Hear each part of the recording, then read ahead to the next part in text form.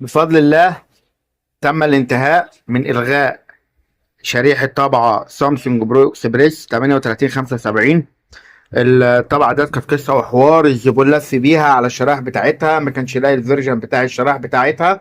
يعني الطبعة دي بالذات الفيرجن بتاع الشريحة بتاعتها ما كانش متوفر، بس بفضل الله تم إلغاء الشرائح خالص نهائيا. طبعا التونر اوكي 100% اهوت. تمام كده. هنيجي نفتح الدرج بتاع الحبارة، نلاقي ان الشريحة اصلا مش موجودة. اهوت ده المكان اهوت، التلامسات بتاعت الشريحة المفروض ان هي بتلمس هنا اهيت، مش موجودة الشريحة. هنشيل الجزء ده وهنطلع يونت الدرام اهوت. تمام. طبعا شريحة يونت الدرام برضو مش موجودة اهيت. تمام. الطبعة طبعا بعد الإلغاء تعمل بحالة جيدة جدا بفضل الله. تمام. دلوقتي هي بتعمل ورمنج اب اهيت بعد ما قفلنا الباب. تمام. وهننتظر ثواني، هنلاقي ان الطبعة ادتني ريدي بفضل الله اهوت، وكمان التونر اوكي. هنبدأ ان احنا نجرب ان احنا نطبع تيست بيج من الطبعة.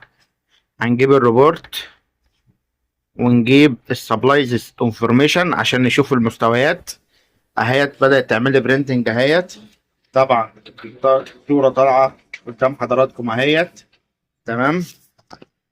وطبعا ديت الصورة بتاعت الطبعة او الانفورميشن بيج بتاع الطبعة. طبعا الايميجن يونت انفورميشن 100% اهوت. تمام. 100% اهوت. تمام. وديت التونر انفورميشن برضو 100%. وطبعا اصلا مش موجود، الشريحة بتاعتها مش متاحة فيها.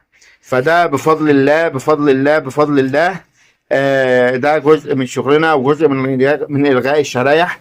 طبعا ديت التعليمات اللي احنا بنسيبها على كل الطبعة، وديت ارقام التواصل بتاعتنا. فلو طبيعتك مغلباك في موضوع الشريحة ديت وحابب ان انت تلغي لها الشريحة، يا ريت تتواصل معانا على الرقم اللي ظاهر قدام حضرتك ديت.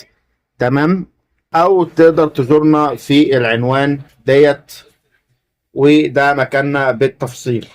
اشوفكم فيديو جديد، والسلام عليكم ورحمة الله وبركاته.